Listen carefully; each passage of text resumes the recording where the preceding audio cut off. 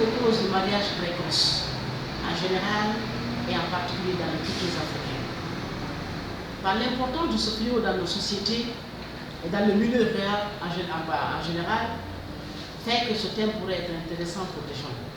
À cause de son caractère de source de divorce dans nos cultures, nous pensons que c'est très important que nous puissions vraiment voir ce thème.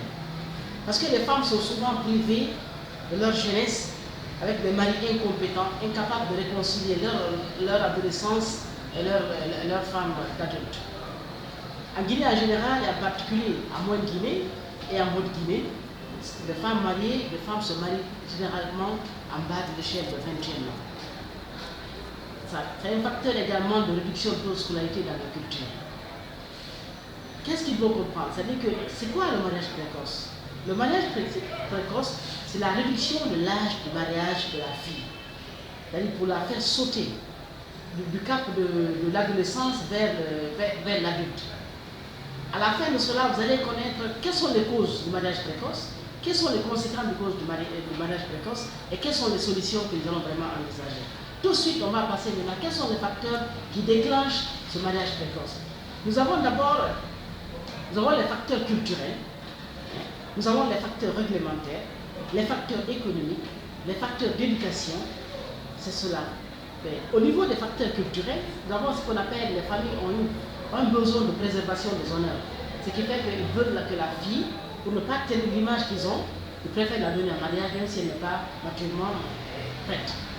Également, le poids de l'autorité parentale fait cela, dont ils ont une certaine préférence pour des filles. Et aussi des attitudes de parents face aux influences externes du miroir social.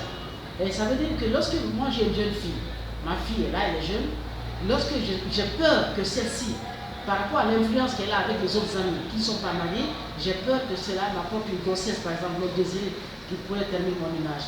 Il y a également le besoin de liens, qu'on appelle avec des strates sociales importantes pour renforcer les liens. Ça voudrait dire quoi?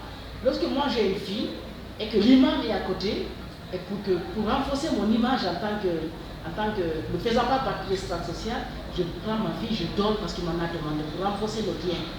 Vous avez vu cela. Les facteurs culturels également, il y a aussi ce qu'on appelle le mariage arrangé. Autrement, même si la fille n'est pas prête et que le garçon est prêt, il met vraiment le mariage. Il y a aussi ce qu'on appelle les facteurs de domination dans les cultures. Généralement, les hommes qui recherchent de ces jeunes filles, ils les marient par besoin de contrôler, ce n'est pas par besoin de faire en des alliés. Donc, réglementaire. Le fait que l'État ne s'implique pas dans les mariages, le fait que l'État également ne s'implique pas dans les procédures de divorce et de mariage, très peu, donc ce qui fait que les gens peuvent se marier et divorcer le lendemain sans conséquence. Aussi une conséquence économique, ni aussi qu'une conséquence qu'on appelle juridique. Le facteur économique, le poids économique pour l'éducation des enfants, parce que la femme, une fois qu'elle est mariée par une personne riche, elle peut apporter des sources de recettes pour la famille. Également, la pauvreté dans ces localités. Fait que lorsqu'on trouve quelqu'un qui a une économie, on préfère le donner pour que celle-ci devienne moins que sorte maintenant de la charge familiale. Est-ce qu'on appelle le facteur d'éducation? Le taux d'alphabétisme qui prend en compte dans la réalisation, c'est qu'ils devraient comprendre, les gens ne peuvent pas comprendre quelles sont les conséquences de ce mariage précoce sans être familiarisés avec les études déjà faites sur les conséquences psychologiques sur la fille. Donc ils ne peuvent pas lire, prendre en compte ces données. Donc ils ne peuvent comprendre cela. Aussi également au niveau de l'éducation, est-ce qu'on appelle un manque de programme d'éducation dans les centres d'alphabétisation que l'État n'a pas fait pour sensibiliser ces personnes, pour les pousser vraiment à changer de comportement.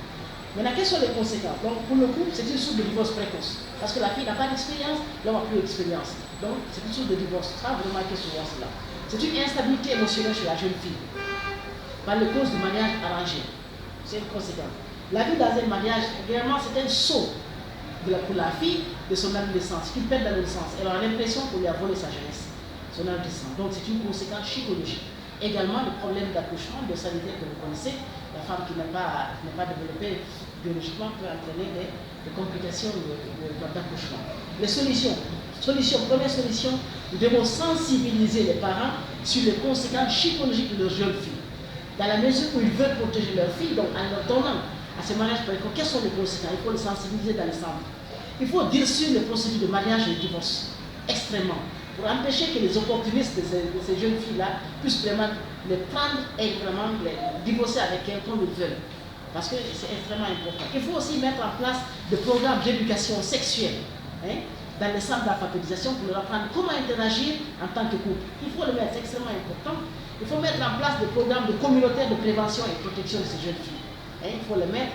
Il faut mettre en place des programmes de changement de comportement dans les sociétés. Il faut ensuite mettre une forte volonté politique pour prendre en compte l'impact de ce phénomène dans nos cultures.